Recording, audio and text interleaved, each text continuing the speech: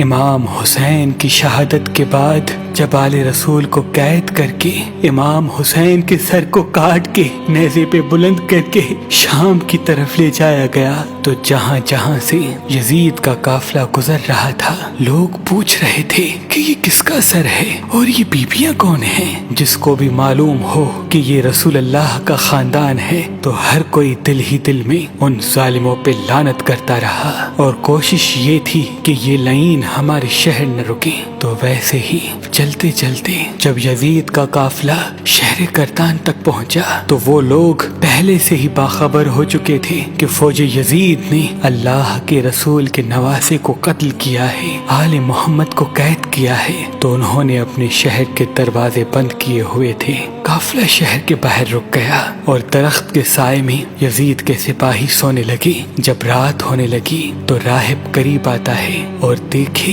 کہ ایک نورانی سر ہے جس پہ آسمان سے فرشتے آ کے سلام کر رہے ہیں اور وہ سر قرآن کی تلاوت کر رہا ہے۔ جیسے ہی واپس اپنے گھر جائے پوری رات سوچنے لگا کہ یہ کسی مقدس ہستی کا سر ہے۔ بس فوراً صبح آ کے سپاہیوں سے پوچھنے لگا کہ یہ کس ہستی کا سر ہے۔ فوج یزید نے کہا کہ یہ حسین ابن علی کا سر ہے۔ تو اس نے پوچھا کون حسین؟ اتنے میں شمر کہنے لگا حسین فاطمہ کا بیٹا، محمد کا نواسا۔ وہ چیخ کے زمین پہ بیٹھ گیا اور کہنے لگا کتنے بدبخت ہو، اپنے رسول کے نواسے کو ہی قتل کر دیا، اور یہ عورتیں کون ہیں؟ شمر کہنے لگا یہ رسول اللہ کی نواسیاں ہیں، بیٹیاں ہیں۔ وہ رو رو کے کہنے لگا اے شمر مجھے اس مقدس سر کو ایک رات کے لیے دے دو۔ شمر کہنے لگا یہ قافلہ شام جا کے رکے گا کیونکہ ہمیں یزید سے بہت بڑا انعام ملنا ہے۔ راہب نے کہا میرے پاس 10,000 درہم ہے، اگر ایک رات کے لیے سر دے دو تو وہ میں تمہیں دے دوں گا۔ سب آپس میں صلاح مشورہ کرنے کے بعد اس بات تک آ پہنچے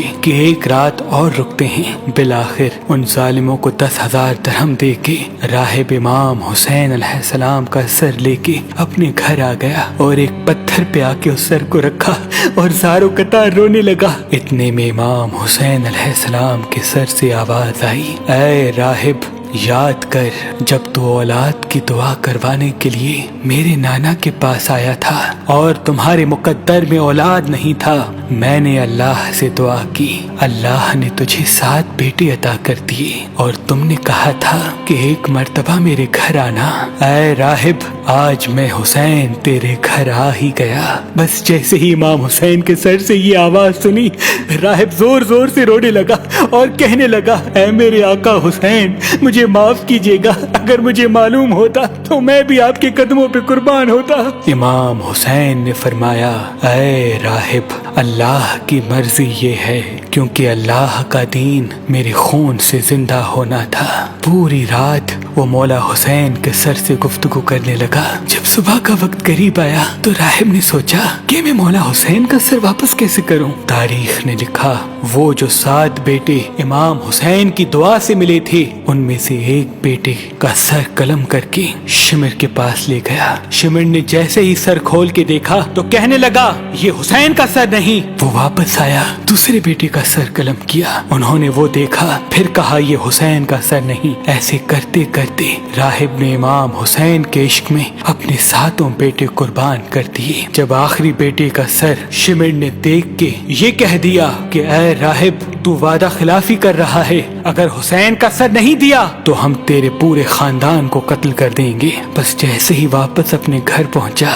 تو امام حسین کے سر سے آواز آنے لگی اے راہب اپنے سارے بیٹوں کے سر ان کے جسم کے ساتھ رکھو، اللہ کے کرم سے تمہارے سارے بیٹے زندہ ہو جائیں گے، اور میرے سر کو اٹھاؤ فوج یزید کے حوالے کر دو، کیونکہ یہ اللہ کی مرضی ہے، ہمیں شام تک پہنچنا ہے اور ہر گلی ایک ایک بازار سے گزر کے قرآن کی تلاوت سنانی ہے، میری بہن زینب کو خطبے دینے ہیں اور ایک ایک بازار سے گزرتے ہوئے اسلام کی تبلیغ کرنی ہے۔ تو بس راہب نے اپنے تمام بیٹوں کے سر ان کے جسم پر رکھے اور اللہ کے کرم سے وہ سارے کے سارے بیٹے زندہ ہو گئے۔ پھر روتا ہوا امام حسین کے سر مبارک کو فوج یزید کے حوالے کرتا ہے اور کہتا ہے کہ کتنے بدبخت ہو تم کہ اپنے رسول کے نواسے کو قتل کرتے ہو، ان کی بیٹیوں کو قید کرتے ہو، ان پہ ظلم کرتے ہو۔ تمہارا یہ ظلم